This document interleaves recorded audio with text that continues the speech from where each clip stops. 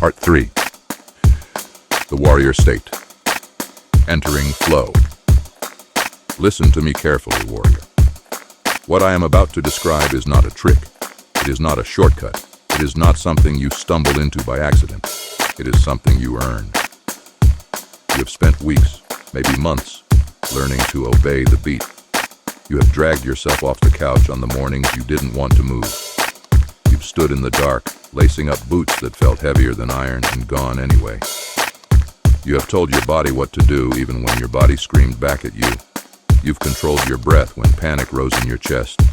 You've held formation when your mind wanted to run for the exits. That was the forge. All of it. But the forge has a purpose beyond pain.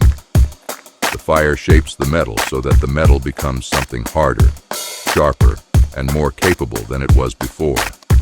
You have been shaped. And now you are ready for what comes next. There is a state runners chase but rarely understand. Some call it flow. You will not chase it. You will enter it. Chasing produces tension. Tension closes the door. What I'm going to teach you is not how to hunt this state down. It's how to become the kind of warrior it opens for. Everything you built in Part 1 and Part 2, the rhythm, the discipline, the breath control, the ability to hold formation in your mind, it all leads here. This is the payoff. But unlike the cheap dopamine hits the world sells you, this one is real. It lasts. It changes you. What follows in Part 3 is a map of that state. Each chapter is one piece of what happens when a trained warrior runs at full capacity. You will learn to recognize it, sustain it, and eventually live inside it. Not just during the run. Everywhere. Chapter 12. The lock-in. You know the moment. Maybe you've touched it once briefly without knowing what it was. Your stride found its groove. Your breath stopped feeling like work. And for a few seconds, maybe a few minutes, everything got quiet. That was the edge of the door. This chapter teaches you how to walk through it and stay. The 3 rivers. The lock-in happens when 3 things align. Your stride, your breath, and your cadence. When these 3 move together, the rest, the mental noise, the physical complaint, the inner negotiator, falls away. Think of 3 rivers. Each one has its own current, its own pull, its own rhythm. When they run in separate directions, they fight each other. Water crashes and breaks and loses force. But when 3 rivers feed into one channel, the current becomes powerful and smooth. That's what happens when stride, breath, and cadence converge. In the early days, you forced these 3 things to cooperate through sheer discipline. You counted, you corrected, you dragged your breath into sync with your feet.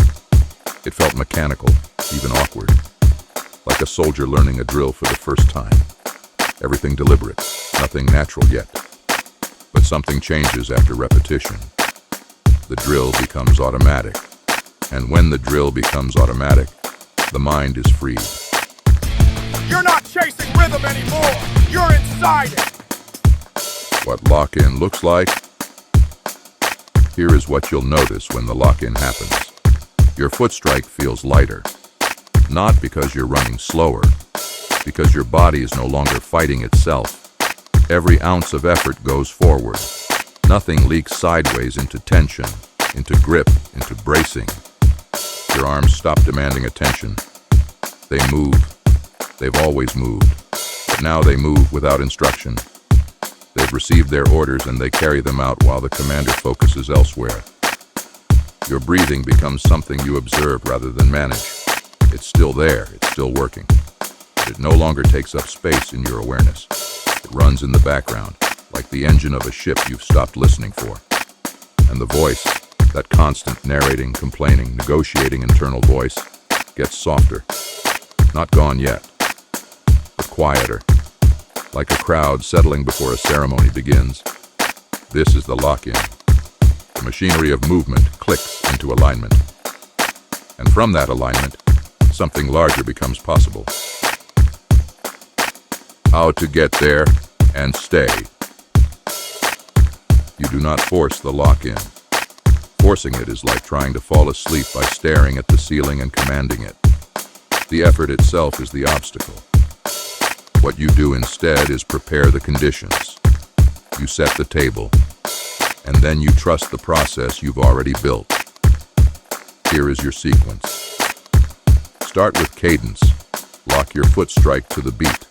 Don't think about pace, distance, time, or anything beyond the beat. 2 minutes of this, nothing else. Then add breath. Don't change what your body is already doing. Just notice it. Then gently pull it toward the rhythm. Inhale for 2 or 3 strides. Exhale for the same. Let it find its place alongside the beat. Then, and only then, let your awareness expand outward. What do your feet feel? What does the air smell like? Is there wind? Is there heat? Don't analyze, just notice. At some point, you'll realize you stopped noticing you were noticing. That's the lock-in. Cadence first, breath second, awareness last. That is the sequence. Do not skip steps. When the lock-in breaks, it will break. Sometimes a car horn tears through it. Sometimes a cramp arrives like a sharp command to pay attention. Sometimes your mind just wanders back to something unfinished. An argument, a bill, a worry that refused to wait. When it breaks, you don't curse it. You don't treat it as failure. You return to step 1, cadence, breath, awareness. The sequence is always there. Use it like a warrior uses a compass in fog, not in panic, not with frustration, just with trained, patient precision. The ability to return quickly without drama is itself part of the training. You are not building a mind that never gets disrupted. You are building a mind that knows exactly what to do when it is. The measure of a warrior is not that he never falls out of formation. It is that he returns to formation without hesitation. Chapter 13. The Vanishing Mind.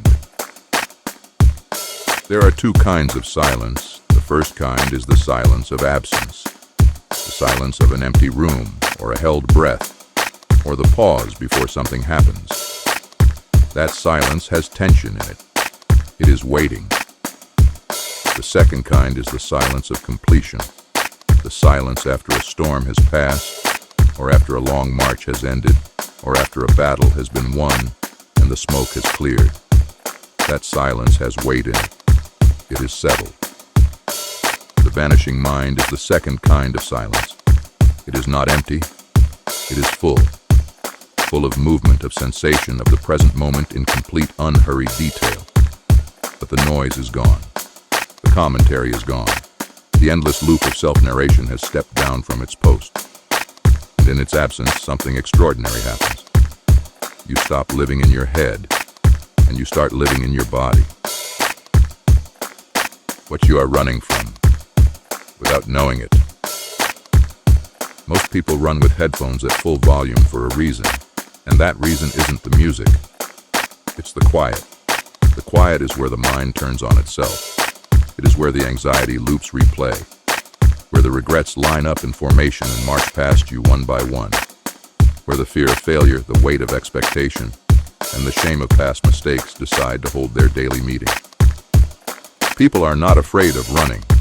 They are afraid of what running reveals, that underneath all the noise, the distraction, and the constant forward motion of modern life, there is a mind they have never learned to command. Removing the headphones feels dangerous because it removes the buffer. The noise machine goes offline, and suddenly, the warrior is alone with himself.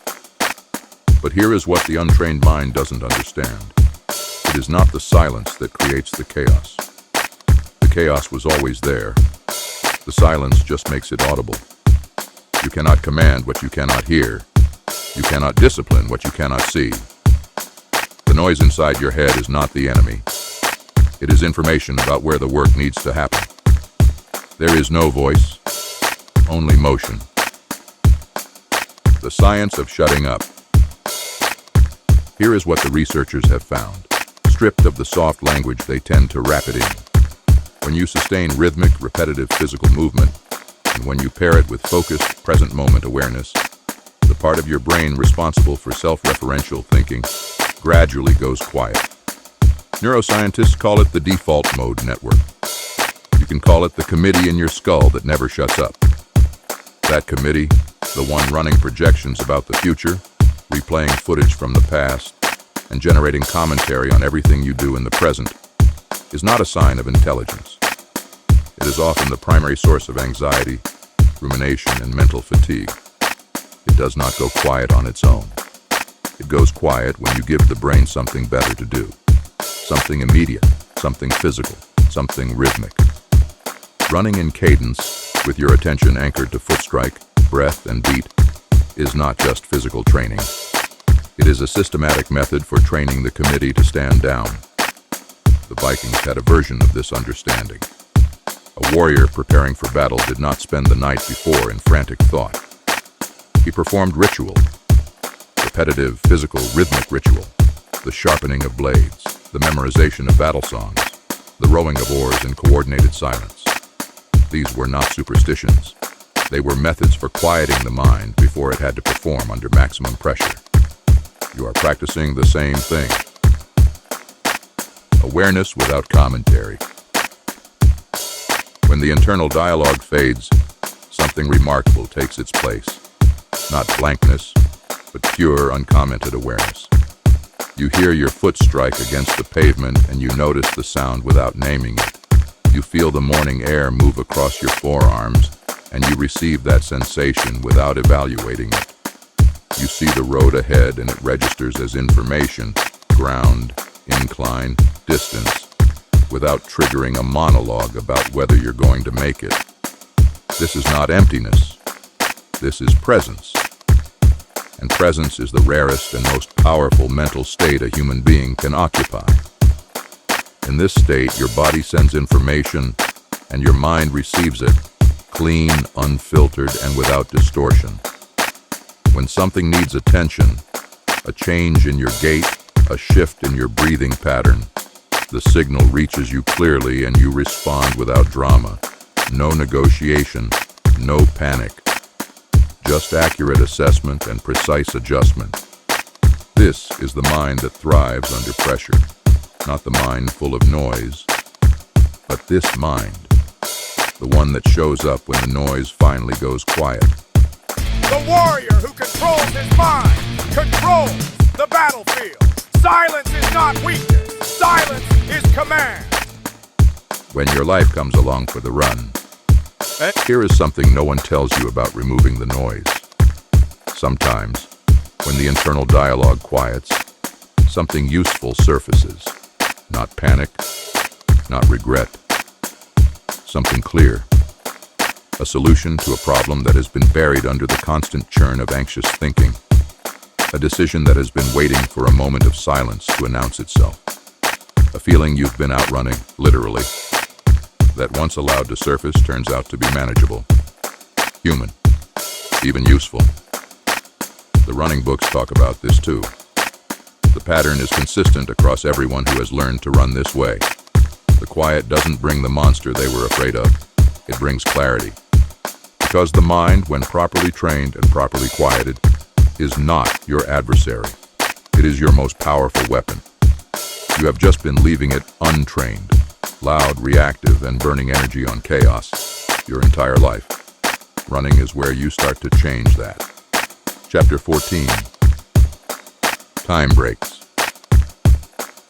Ask a warrior who has found the flow state to describe it, and the first thing most of them say, before they mention the physical sensation, before they mention the absence of pain, before they mention anything else, is this: I didn't notice time passing. This is not an accident, and it is not magic. It is one of the most reliable indicators that you have entered a different operating state, and one of the most powerful benefits the warrior's path has to offer.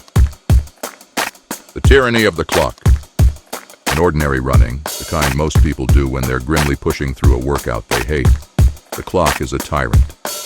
Every glance at a watch reveals how little time has passed. Every mile marker seems farther apart than the last.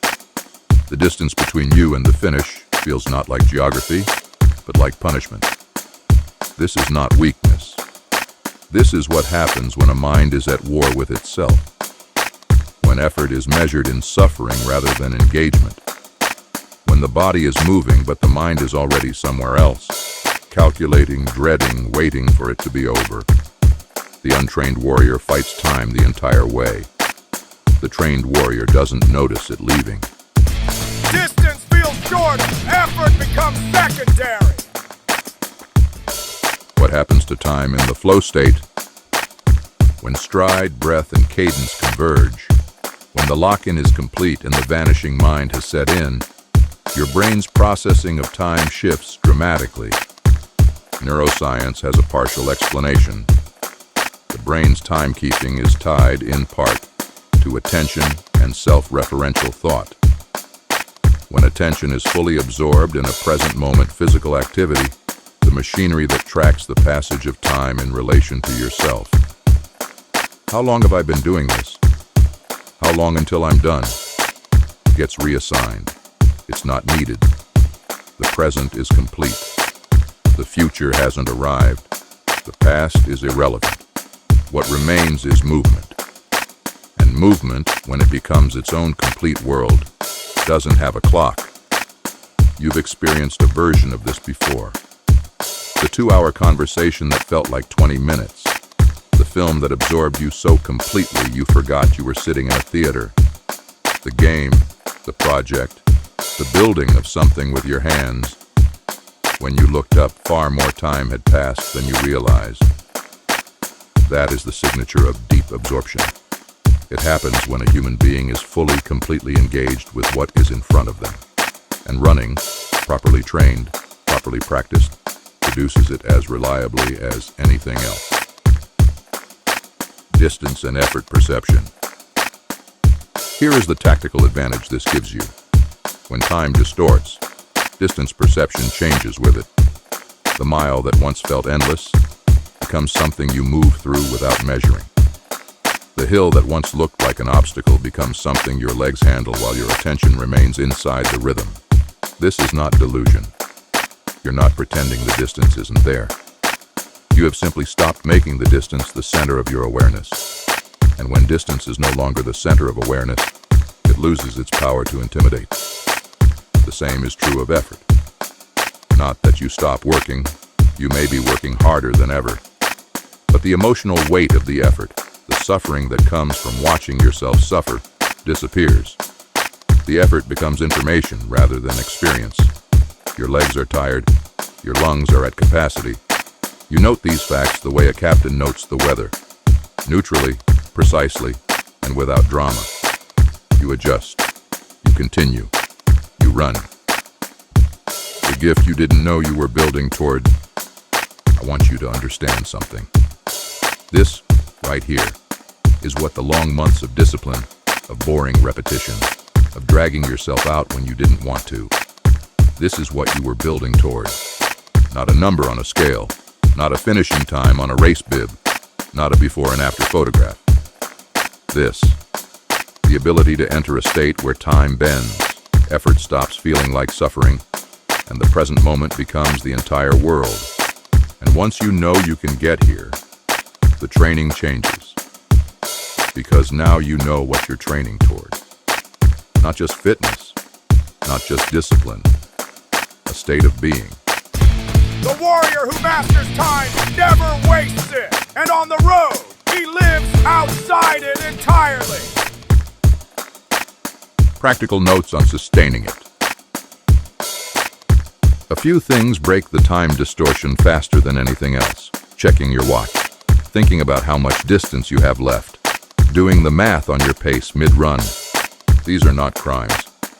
You may need data for training purposes, but recognize what you are choosing when you check the clock. You are pulling yourself out of the state you work to enter. Sometimes that trade is worth making. Often it is not. Experienced warriors learn to run without a watch, especially on recovery runs and long, easy efforts. They learn to trust the body's signals over the device's readout. They discover, often with surprise, that when they stop consulting the clock, they run better, feel better, and finish with more in reserve than they expected. The device measures the run. The warrior experiences it. Both matter, but do not confuse measurement for the thing being measured. Chapter 15. Effort without struggle. Let me be absolutely clear about something before we go any further. Pain is not going away. Discomfort is not going away. Burning lungs, heavy legs, sweat in your eyes, the ache in your hips that arrives at mile 7, none of it is going away. Anyone who tells you that the warrior's path involves the elimination of pain is selling you something. What changes is your relationship with it. And that difference, the difference between experiencing pain as enemy and experiencing it as information, is one of the most important transformations the run can produce. Not just for your training, for your life. Pain speaks, you don't listen. The two kinds of suffering. There is physical sensation, the biological report of effort, of stress on the system, of the body working at or near capacity. This sensation is normal. It is expected. It is, in fact, the point. You cannot grow without stress. You cannot forge metal without fire. And then there is the suffering you add to the sensation, the emotional resistance, the inner commentary that transforms a burning quad into evidence that you are weak, failing, or foolish for being here. The voice that says, this is too hard. The negotiator that says, maybe just stop for a walk break. The catastrophist that has you hobbling off the course in its projections while your body is, in fact, still fully operational. The first kind is unavoidable. The second kind is optional. Most people experience both simultaneously and cannot tell them apart. The burn and the fear of the burn arrive together, and they are processed as one undifferentiated experience, suffering. The trained warrior learns to separate them. He receives the physical signal. He processes it. He does not amplify it with a story. The flow state is a separating force. One of the most consistent reports from experienced endurance athletes, not the soft ones who run for Instagram and quit at the first sign of discomfort, but the ones who have put in real difficult miles, is this. In the deepest states of focused running, pain becomes peripheral, not absent. Peripheral. It's out there, at the edge of awareness, reporting what the body is doing. But it is not in charge. It does not hold the attention. The attention is inside the rhythm, inside the breath, inside the present moment. And from that position, the pain is just one signal among many rather than the overwhelming experience it is for the untrained mind. This is not toughness in the old-fashioned grit-your-teeth, suffer-through-it sense. It is something more sophisticated, disciplined attention management. You have trained your mind to stay where the mission is. And the pain simply doesn't get a vote on where your attention lives. The body speaks. Listen, don't obey. There is a critical distinction every warrior must understand. The difference between listening to the body and obeying the body. Listening is intelligent. Your body sends signals. Some of those signals are important.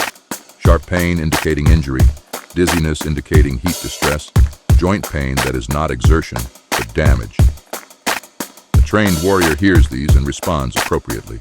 He is not reckless. Recklessness is not strength. It is a different kind of weakness dressed in different clothing. But obeying every signal, obeying the burn in your quads at mile 3, obeying the voice that says you've already done enough, obeying the vague, formless discomfort that is simply the sensation of growth, of the body being pushed beyond what it has done before, that is not listening. That is surrender. The warrior listens. He assesses. He decides. The body does not command. The mind does. Your body is your weapon. A warrior does not allow his weapon to command him. He commands it. What this builds off the road. Here is where this chapter stops being about running. The world outside your morning miles is full of discomfort. The difficult conversation you've been putting off. The work that requires sustained effort without immediate reward. the grief you haven't allowed yourself to sit with, the anger you haven't figured out what to do with, the fear that sits quietly in your chest most mornings, waiting to see if you'll acknowledge it. All of it is sensation, all of it is signal, and all of it, every single piece of it, will feel like suffering if you let it. Or it will feel like information if you've trained yourself to receive it that way. The run is where you build that training. Every mile in which you felt the burn and stayed anyway. Every morning you didn't want to go and went anyway. Every time you sat with discomfort and chose not to add a story to it. You were not just training your cardiovascular system. You were training your response to difficulty itself.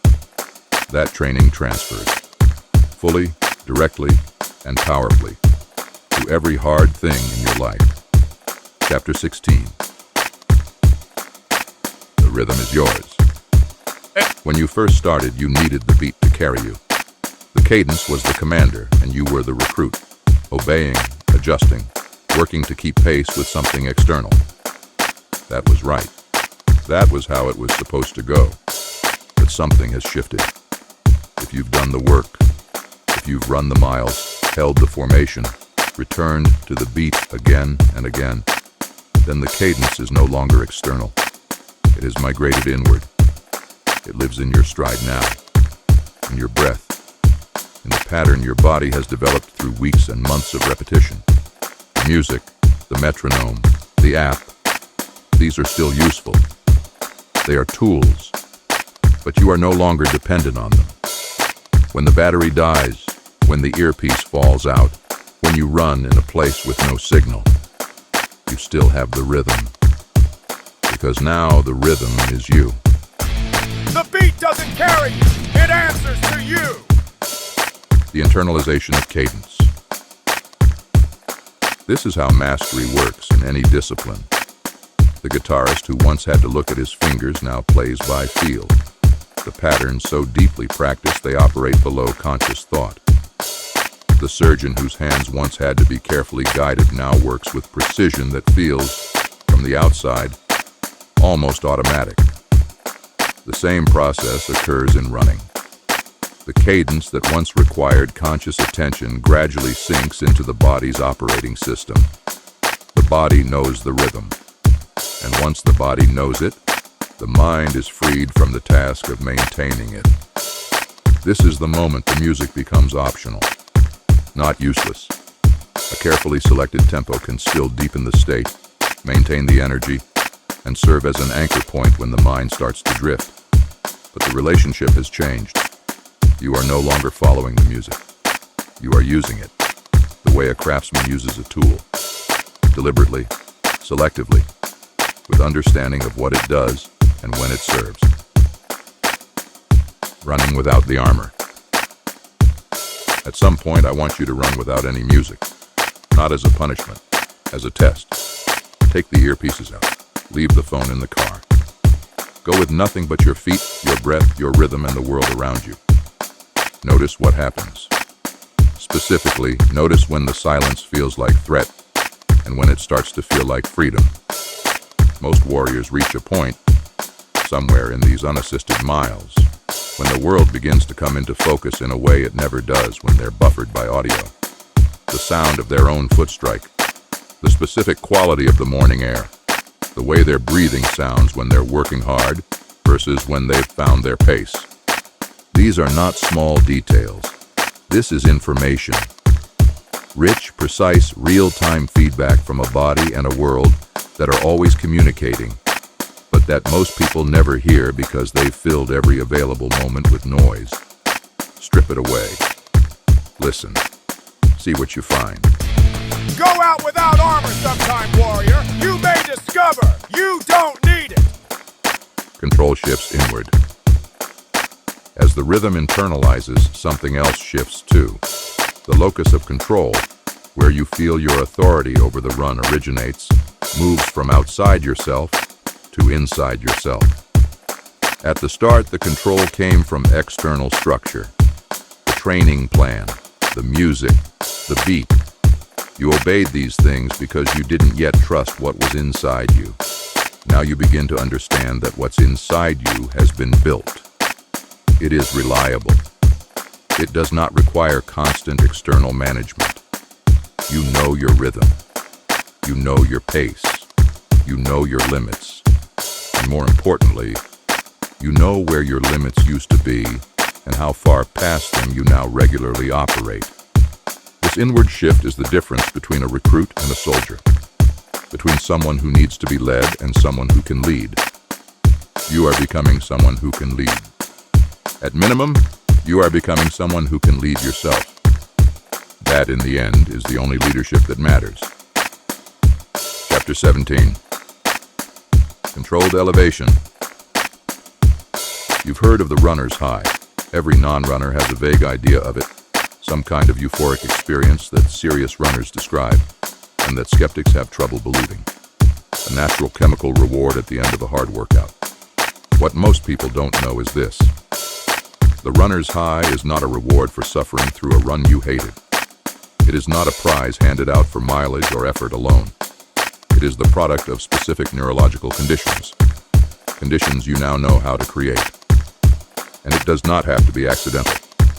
This isn't luck. This is built. The mechanism. What actually happens. Your brain runs on chemicals.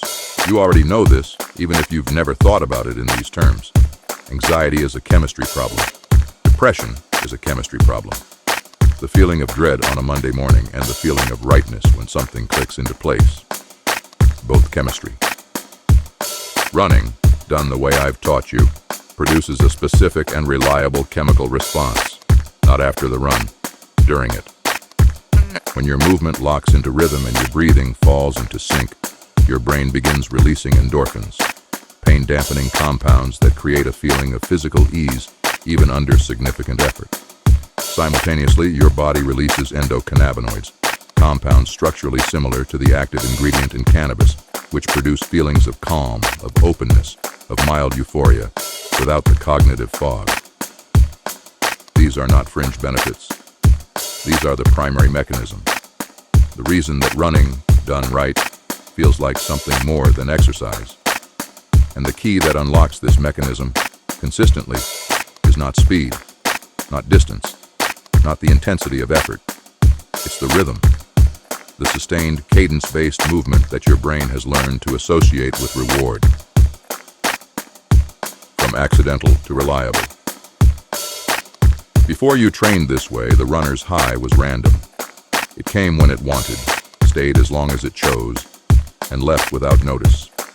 You couldn't predict it, couldn't summon it, and often didn't experience it at all, especially if the run felt forced and unpleasant. That randomness is over. Here is why.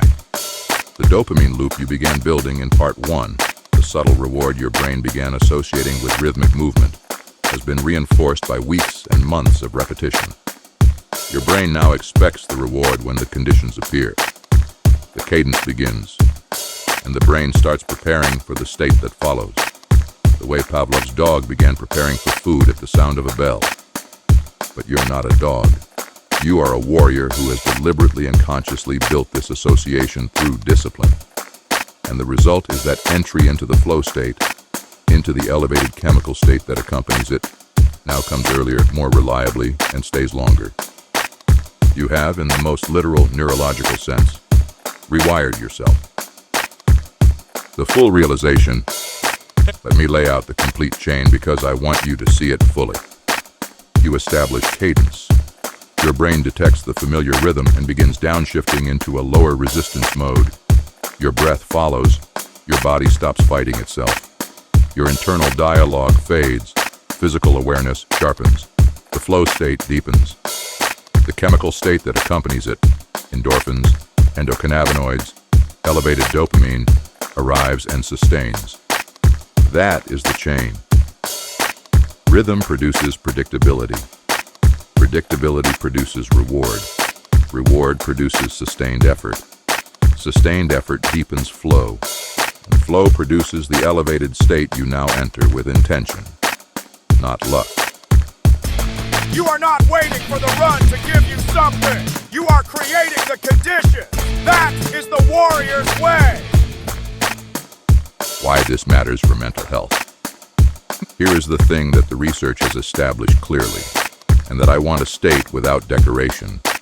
Sustained aerobic exercise, done in a rhythmic and engaged manner, is one of the most effective interventions for anxiety and depression that exists. Not second to medication. Not also helpful alongside medication. For many people, in many circumstances, it is as effective or more effective, and it has no side effects except that you become harder to break. The elevated chemical state produced by controlled rhythmic running is not a perk. For many warriors, men especially, because men are least likely to acknowledge when their mental state is not what it should be, it is medicine. It is the daily reset that keeps the darkness back. It is the tool that makes everything else possible.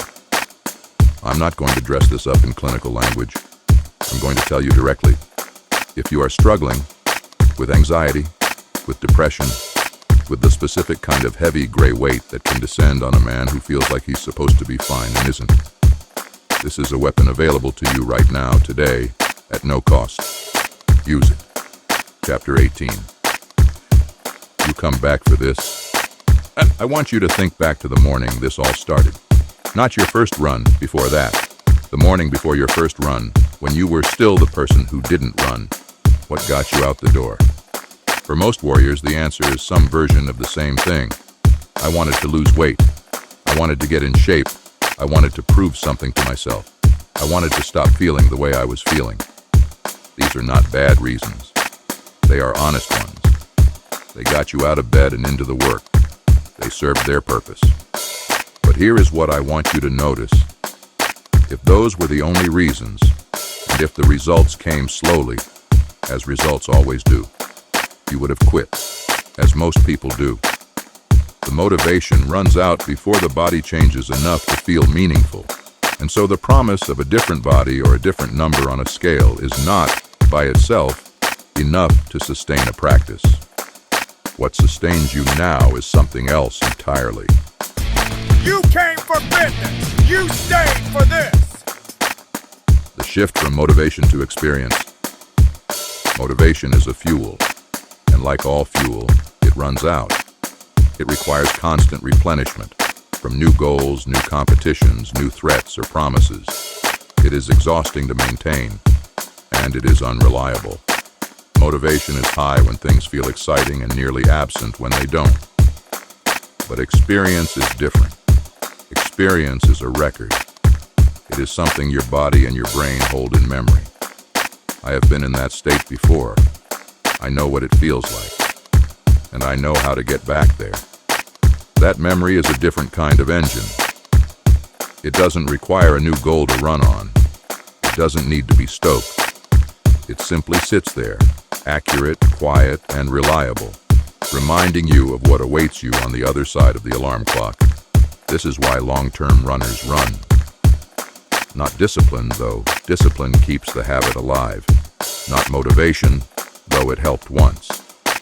They run because they have been inside the warrior state and they want to go back. The run becomes its own reason. What you are returning to. When a trained warrior laces up, he is not returning to exercise. He is returning to a state, a specific, reliable, neurologically real state that he knows his body can reach and that he knows makes everything else in his life function better. His sleep is better. His concentration sharpens. His emotional responses slow down and become more considered. His relationship with discomfort, in the office, in his relationships, in the quiet of the night when old thoughts resurface, is fundamentally different from what it was before. He is calmer under pressure, not because the pressure has decreased, it hasn't, but because he has a daily practice of moving through discomfort with trained equanimity. And the body keeps this record as faithfully as a ledger. You return for all of this. Not one piece of it, all of it. The chemical elevation, the mental clarity, the proof of capability, the silence that isn't empty, the effort that doesn't feel like punishment. The warrior's identity, At some point, I cannot predict exactly when, because it is different for everyone. Something will shift in how you describe yourself.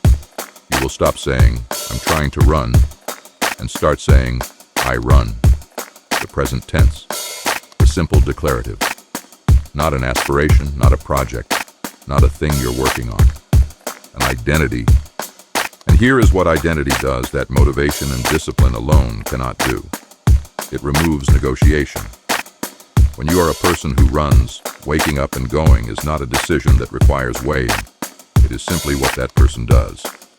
The weather is irrelevant. The schedule gets accommodated. The excuses don't get traction because the identity doesn't give them a hearing. This is the endpoint of part 3, not the flow state itself, beautiful as it is.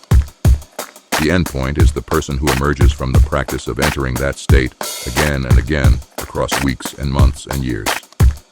A person who is harder than he was, quieter than he was, more precise in his thinking, more patient in his action, more capable under pressure than he imagined he could be. Warriors are not born, they are built, run by run, mile by mile, state by state. You came for fitness, you stayed for the state, and you return for the warrior you are becoming.